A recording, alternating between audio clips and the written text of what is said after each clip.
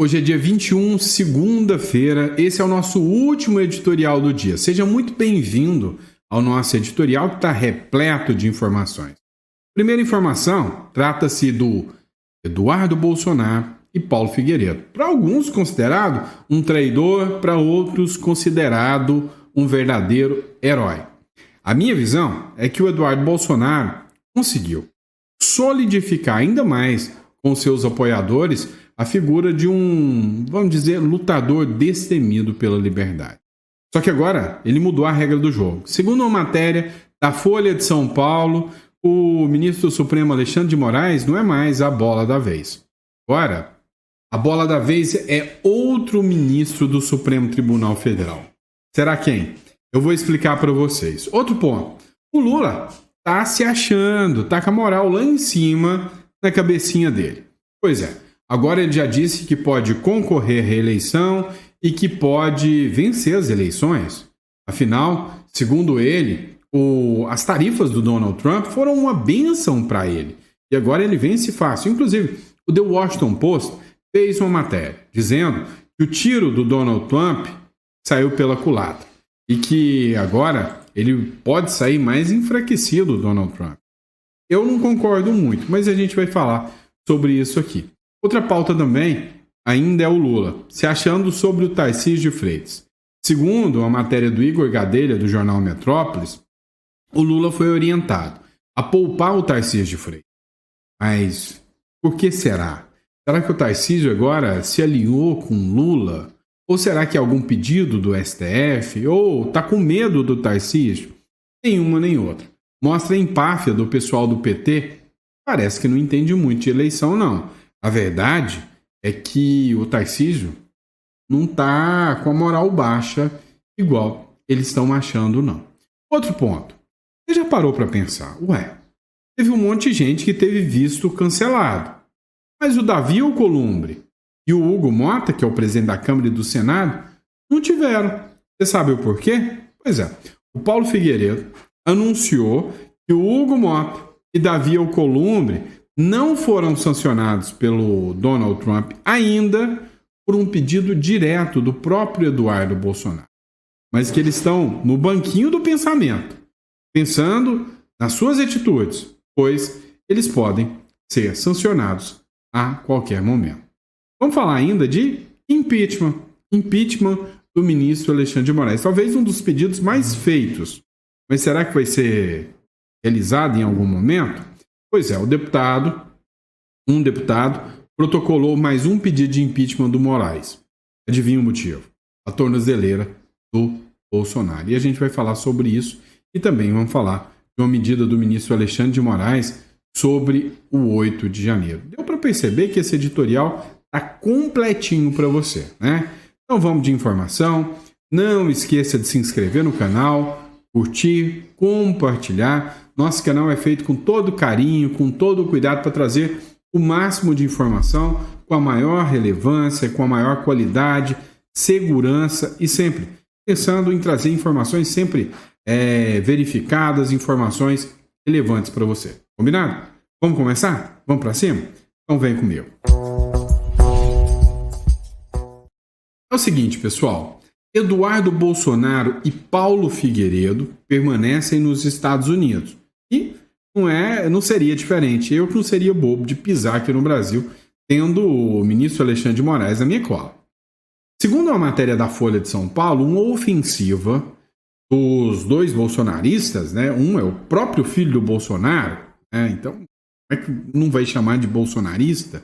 Nos Estados Unidos, mira presidente do STF e insinua novas sanções do Donald Trump. Bolsonaristas passaram a mirar as redes sociais o presidente do STF, Luiz Roberto Barroso. Pois é, agora o Moraes é coisa do passado. O Luiz Roberto Barroso é quem é o alvo da vez. O Luiz Roberto Barroso, ao mesmo tempo que mantém os ataques ao ministro Alexandre de Moraes. Além disso, insinua que a Corte e o Brasil podem ser alvo de outras medidas ainda mais duras do governo de Donald Trump já nesses próximos dias. A linha de frente da ofensiva do Eduardo Bolsonaro, comandada a partir dos Estados Unidos, né, junto com o Paulo Figueiredo, é pressionar, né, agora que o Barroso esteja também na lista da Lei Magnitsky. Vamos lá, pessoal. Não bastasse, agora o Lula tá se achando, tá com a moral lá em cima, na visão do R7 e de outros aí, né, nos bastidores. Com a ação contra o Bolsonaro, ou seja, depois da demanda do próprio... Depois que o ministro Alexandre de Moraes deu a determinação da ação contra o Bolsonaro, o Lula agora acha que isso vai queimar a imagem do Bolsonaro e vai deixar ele muito popular, né? Depois da ação contra o Bolsonaro, a taxa de Trump e queda na rejeição, o Lula volta a cogitar a reeleição. O presidente Luiz Inácio Lula da Silva voltou a citar nos últimos dias uma possível candidatura para tentar a reeleição para 2026, no embalo da taxa imposta ao Brasil pelo presidente dos Estados Unidos, Donald Trump, e das decisões judiciais contra o ex-presidente Bolsonaro. O próprio Lula está apostando que as taxas do Donald Trump foram um tiro que saiu pela culatra contra o Donald Trump e que agora a popularidade dele está lá em cima de novo. Vem cá, eu tenho uma visão diferente. Para mim, o brasileiro está deixando de ser bobo. A hora que ele vê o preço que vai ficar as coisas, ele vai entender. Não é o Lula que vai salvar e vai fazer o preço melhorar. Depois das sanções do Donald Trump, eu aposto. Tá? A minha análise econômica é que o preço vai estourar. Matéria da Infomoney. Ataque de Trump ao Brasil está saindo pela culatra, diz Washington Post. Segundo a matéria, há uma tensão comercial e diplomática. E a ameaça do Donald Trump de impor tarifas de até 50% está produzindo efeitos opostos aos desejados, segundo uma análise que foi publicada no domingo, ontem à tarde, né, pelo The Washington Post. Segundo o texto publicado na coluna World Review, que foi um esquerdista, o Isham Taylor, a ofensiva comercial em apoio ao ex-presidente Bolsonaro acabou fortalecendo politicamente o atual presidente Lula. É por isso que agora o Lula está se achando. Olha, a gente sabe, né, que esse mecanismo utilizado pelo Lula são os mesmos mecanismos utilizados, inclusive, pelo Fidel Castro, né, pelo Maduro, pela turma da esquerda. Esse mecanismo é utilizado para quem quer se perpetuar no poder. E a esquerda no Brasil está querendo se perpetuar no poder igualzinho, né, aqueles países. O post lá do Washington Post citou a declaração de um diplomata brasileiro sob condição de anonimato sobre os efeitos internos da medida. Abre aspas. O Papai Noel chegou mais cedo para o presidente Lula e o presente foi enviado pelo Trump com esse ataque desastrado à soberania brasileira. Agora, a gente precisa entender uma coisa. O Lula está sabendo captar muito bem, né, essa situação e, sabe, tornar isso um ativo político a favor dele. Eu estou vendo muita gente com um discursinho de soberania. Agora, cá entre nós. O que tem no neurônio de uma pessoa acreditar que o Lula é patriota? É para acabar, né? E aí o Lula está se achando muito maior que o próprio Tarcísio de Freitas. O Tarcísio de Freitas hoje é o queridinho do sistema, é o queridinho do próprio grupo financeiro, né? É o que o pessoal aí está dizendo, né? O mercado financeiro adora o Tarcísio. Olha essa matéria do Metrópolis. Lula é orientado a, abre aspas, poupar o Tarcísio de Freitas por um motivo. Saiba qual é o motivo. O presidente Lula, ele foi aconselhado a não ficar batendo no Tarcísio de Freitas nessa hora. Pelo contrário. Até porque o Lula sabe que o Tarcísio de Freitas, de certa forma, é queridinho do mercado financeiro. A ideia aqui é que o Lula continue batendo no Bolsonaro, descendo a lenha no Bolsonaro e levantando o discurso de que o Bolsonaro é um traidor da pátria e que o Lula é extremamente patriota. Acreditar nessa é difícil, né? Mas a estratégia, aqui segundo fontes do Palácio e da matéria do jornal Metrópolis, está baseada em pesquisas que mostram uma coisa, que o Tarcísio é bem conhecido na região sul, sudeste, mas ele não é tão conhecido assim em Brasil afora. E nesse cenário, quanto mais o Lula ataca o Tarcísio, mais ele vai alavancar o governador. como por exemplo, na região Nordeste, região Norte.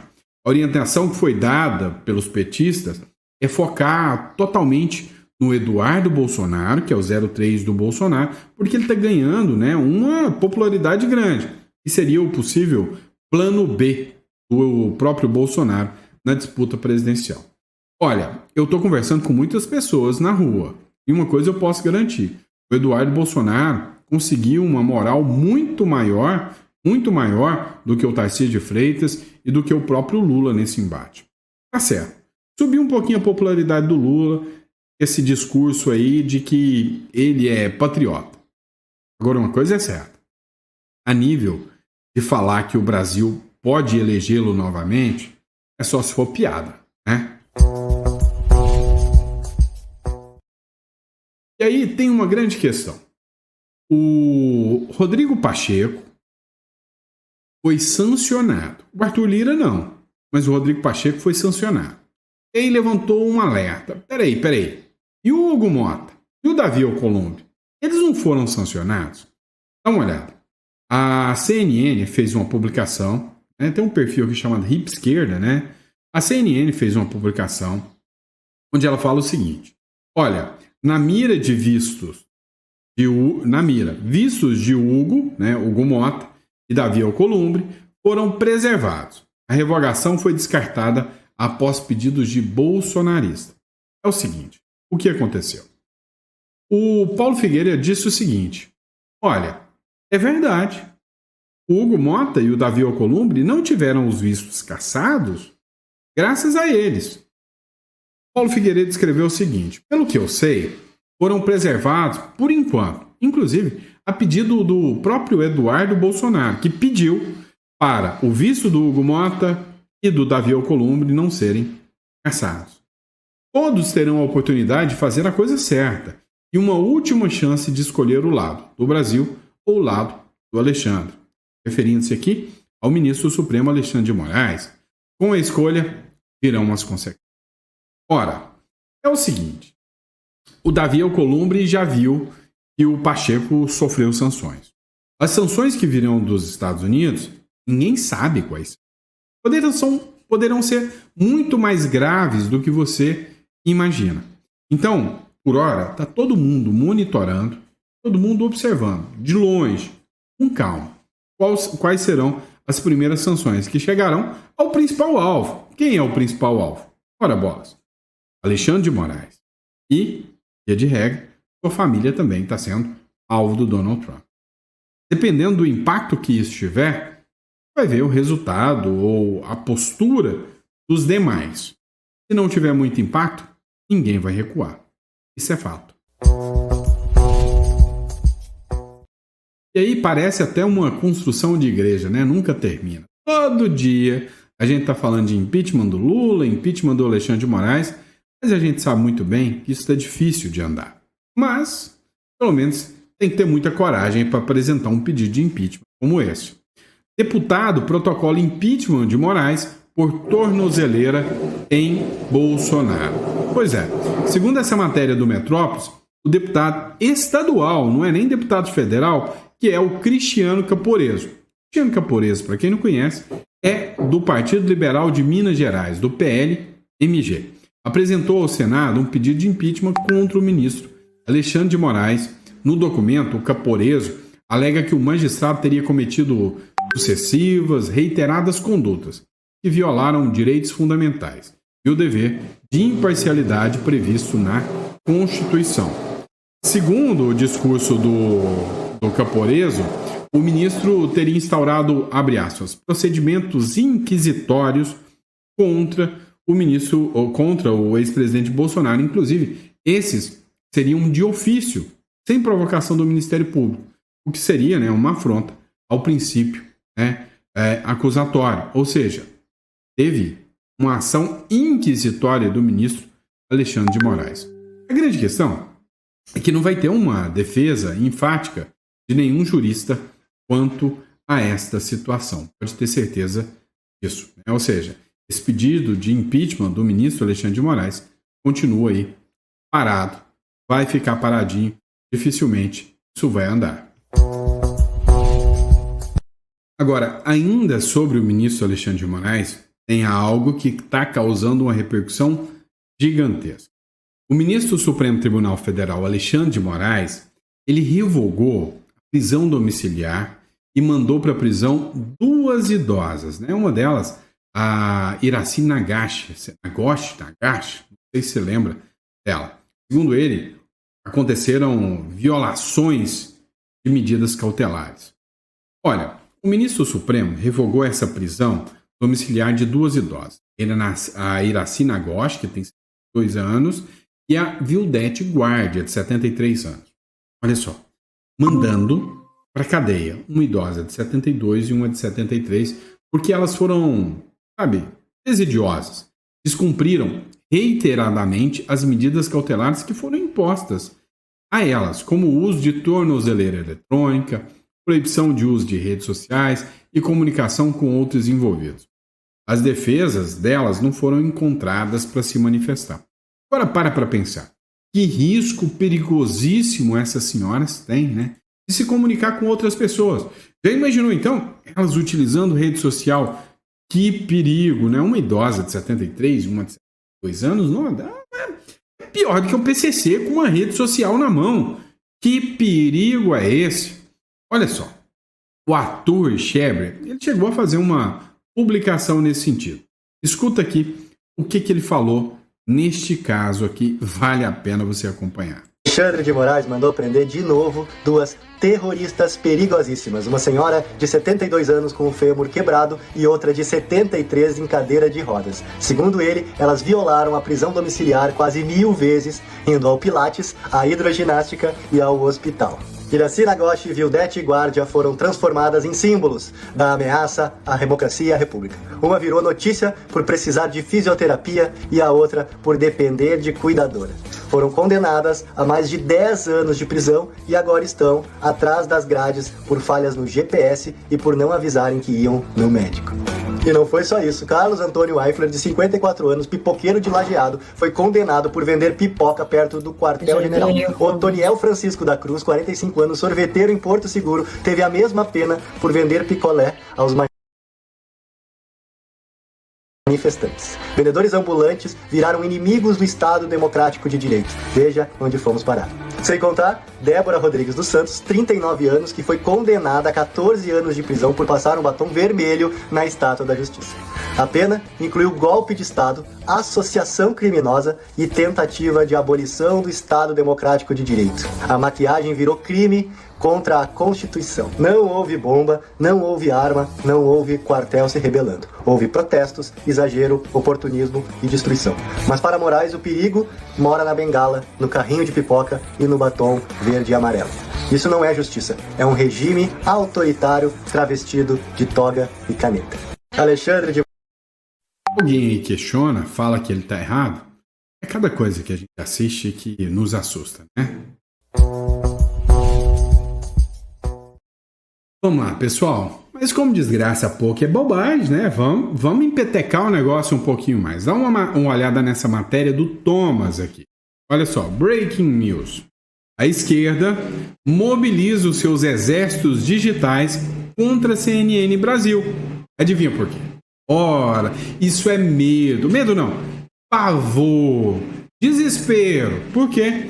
Porque bloqueia a CNN Brasil.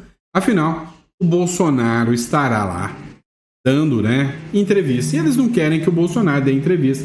Vai que ele consiga demonstrar, algumas irregularidades por aí, O estopim foi dar palco para o Eduardo Bolsonaro na CNN Arena, onde ele soltou munição pesada contra o sistema eleitoral em rede nacional.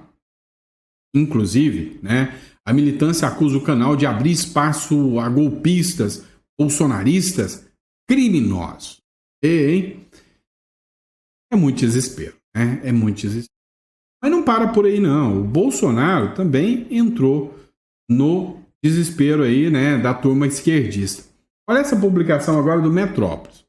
Com medo de ser preso, o Bolsonaro cancela entrevista que seria transmitida nas redes sociais. Ex-presidente daria uma entrevista ao jornal Metrópolis, mas alegou medo de descumprir medidas cautelares impostas pelo ministro Alexandre de Moraes.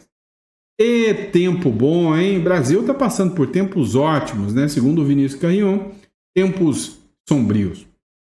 Meu amigo, o que a gente precisa entender, né? O momento atual que nós vivemos no Brasil é assustador. Se você acha que há uma democracia no momento em que um ex-presidente fica com medo de ser preso por dar entrevista, é porque algo de errado não está nada certo. Nós tivemos um momento em que a gente chamava isso de democracia, e podia mesmo chamar de democracia, em que presidente preso por corrupção dava entrevista de dentro da cela. Lembra desse período? Naquela época podia dar entrevista normalmente.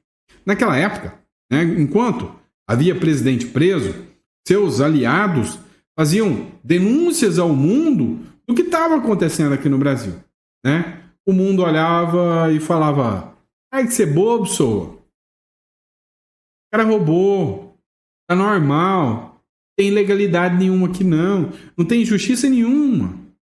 Naquela época, o mundo olhava e falava: você é bobo, sou. Lá no Peru, eles estão sendo condenados pela mesma coisa que estão acontecendo aqui. Corrupção, Lava Jato. Lembra disso? Então não adiantava eles denunciar. Hoje aconteceu o seguinte. Estão indo com tudo contra um ex-presidente aqui no Brasil. Não é? E o que acontece? Seus aliados foram fazer denúncias. Nessas denúncias, um presidente de outro país olhou e falou: olha, vocês estão cometendo ilegalidades e violações de direitos humanos. Aí todo mundo fica nervosinho e quer prender quem denunciou. É o Brasil, né? É o Brasil. O que você acha sobre tudo isso? É muita democracia, né, não? E por falar em muita democracia, dá uma olhada nessa publicação aqui da Gazeta do Povo.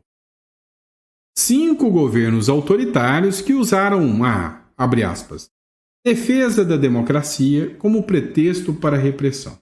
A Gazeta do Povo fez aqui um paralelo, mostrando, né, os discursos que o pessoal costuma utilizar sobre defesa da democracia. Mas será que realmente existe uma defesa da democracia? Dá uma olhada. 5 governos autoritários que usaram a defesa da democracia como pretexto.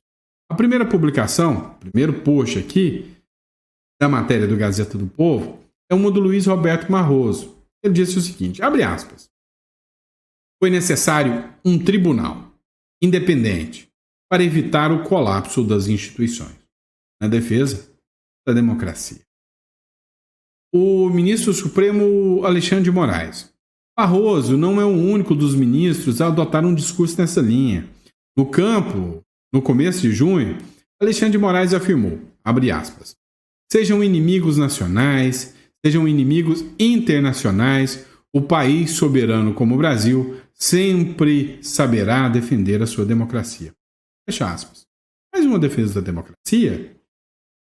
Em 10 de julho, Gilmar Mendes postou no X que, abre aspas, a democracia combativa brasileira vive um momento histórico.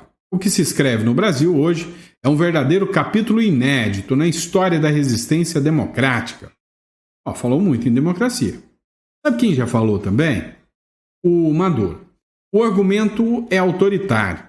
Em regimes autoritários recentes, defender a democracia virou justificativa para censura, repressão, perseguição à oposição. Exemplos não faltam. Rússia, Venezuela, Bolívia, Nicarágua e Egito. Meu amigo. Criado em 2026, defende a Rússia, defende uma democracia própria, livre da influência ocidental. Na prática, justifica a concentração de poder e censura. De Chaves a Maduro, o regime diz proteger uma, abre aspas, democracia sólida e revolucionária. Inclusive, o Boulos falou, um monte de gente falou que a Venezuela é democracia, hein? Na prática, o que acontece lá? Fraude, censura, perseguição judicial, repressão violentas a protestos.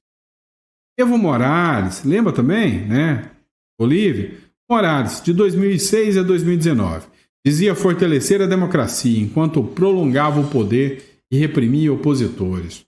Olha só, Nicarágua, Daniel Ortega, Após protestos de 2018, Ortega diz que reprimiu para proteger o país de um golpe. Olha só, tinha um golpe de Estado, né? Golpe de Estado. Chamou os opositores de terroristas e traidores. Tudo em nome da democracia com o povo. Não, mas parece com o Brasil, hein? Mas parece, hein? Olha só. 2018, ia ter um golpe de Estado, nós proibimos o golpe de Estado, prendemos esses opositores que são terroristas e traidores da pátria. Parece com alguma coisa que você está vendo? Al-Sisi, né? Depois do governo eleito em 2013, e assumiu o poder dizendo, abre aspas, salvar a democracia. Na prática, eleições contestadas, repressão a opositores e aumento do mandato presidencial. Assim funciona, né? O discurso da defesa da democracia pode ser utilizado como escudo para enfraquecer a própria democracia. Liberdade, imprensa e oposição viram ameaças internas a serem combativas. Publicação lá da Gazeta do Povo. Vocês veem o tempo sombrio que nós estamos vivendo? É o Brasil. Vamos lá, pessoal. Vamos dar uma olhada nessa publicação. Fez-se um Mauê, um chororô. Afinal, Bolsonaro, o malvadão, criminoso, corrupto, tinha um pendrive. Um pendrive perigosíssimo, tão perigoso quanto a bomba atômica que o Irã queria construir, né? E aí ele pegou esse pendrive, foi pego lá na polícia, pela Polícia Federal durante uma busca e apreensão na sua casa. Agora, eu te pergunto, se a ideia era colocar uma tornozeleira no Bolsonaro e aplicar as decisões do ministro Alexandre de Moraes, ou seja, as sanções do Moraes, para que busca e apreensão? Mas eu vou contar para vocês qual era o teor desse pendrive. Qual era, melhor, não o teor, a importância do teor desse pendrive. Segundo o Estadão, a Polícia Federal considera irrelevante o conteúdo do pendrive encontrado no banheiro do Bolsonaro. E agora vai focar no celular. Afinal, precisa fazer uma pescariazinha de provas? Ora bolas. A Polícia Federal realizou uma análise preliminar no pendrive encontrado no banheiro da residência do presidente Jair Bolsonaro durante a busca e apreensão na última sexta-feira e considerou o seu conteúdo irrelevante para as investigações. Eu acho, conhecendo o Bolsonaro, eu acho que tinha ali músicas do Gini e Geno. Isso não é irrelevante não, é cultura, gente. Ainda não foi produzido um relatório apresentando os detalhes do conteúdo do aparelho, mas essa análise inicial, feita pelos investigadores, descartou a importância do item para qualquer investigação. Agora, a PF deve analisar com mais profundidade o conteúdo do aparelho celular do ex-presidente, que também foi apreendido. De novo, não é a primeira vez que eles fazem isso. Toda vez que eles pegam o aparelho celular do Bolsonaro, sabe o que eles acham? Um grande e vultoso nada. O Bolsonaro é esperto, o cara é estrategista. Direto, né? Ele nunca guarda nada no conteúdo dos celulares e ou ele é esperto ou ele é meio não tecnológico, né? Mas eu sei que já tentaram pegar o celular dele um monte de vezes e nunca acharam literalmente nada e nada contra ele. Enquanto isso, aqui no Brasil, vem o governo Lula insistindo em taxar mais, enquanto o corte de gastos segue fora da pauta, segundo a revista Veja, né? Depois de muitos embates, uma sucessão de ataques do Congresso Nacional e do governo Lula, o que aconteceu foi que os embates não chegaram a nada, né? A Câmara dos Deputados foi lá, gritou, derrubou o decreto do IOF, o STF veio, humilhou o Congresso Nacional, jogou o Congresso, né, na lama, né, no mármore do esquecimento, e aí aumentou o IOF com função arrecadatória. É legal. Então o que aconteceu no final das contas? Aumentaram os impostos, o Brasil vai pagar caro por isso, mandar dinheiro para o exterior hoje ficou mais caro, fazer empréstimo ficou mais caro, e o governo corta gasto, é nem um centavinho. É o Brasil que hoje nós temos. Bom, e se isso tudo te incomoda, deixa eu ser o seu mentor sobre uma holding, sobre um offshore, ou mesmo sobre a sua saída no Uruguai. Eu deixei aqui na descrição um link, você clica nesse link, né? Para você entrar em contato direto conosco aqui e falar um pouquinho sobre essas pautas. Vamos entender um pouco mais, tá? O que é uma holding? O que é uma offshore? É você proteger o seu patrimônio. Você já parou para pensar o seguinte? Se o patrimônio ainda está no seu nome, vai ver se você tem muitas casas, muitos bens no seu nome. Você já parou para pensar que aqui no Brasil a regra do Código Civil é que você responde com o seu patrimônio, né? Então imagina você no seu carro, Deus me livre, atropela e acaba tirando a vida de alguém. A família vai te processar. Ao te processar, você pode sofrer uma indenização milionária, altíssima. E aí o custo do patrimônio que você teve, você vai ter que bancar isso. Quando você tira o seu patrimônio do seu CPF e coloca ele num CNPJ, uma estrutura toda organizada dentro das regras legais, um compliance legal, você cria uma proteção, você blinda o seu patrimônio. Você não corre o risco de acontecer esse tipo de coisa. Olha só, hoje me apareceu um caso muito interessante, tá? Uma pessoa que fez uma consulta com a gente, não vou citar nomes, ela contratou uma equipe de pedreiros para construir um prédio dela. De repente, um pedreiro resolveu levar o mestre de obra na justiça. Levou o mestre de obra e levou ela também. A lei fala que é impossível. Quando você é o destinatário final, você não paga nada, você não tem obrigação trabalhista nenhuma. Pois é, mas não é que ela tomou uma condenação de mais de 200 conto? Entendeu? Agora você imagina que segurança você tem no Brasil. Se o patrimônio está no nome dela, é dor de cabeça, é problema. Então, o ideal é você ter o seu patrimônio fora do seu CPF.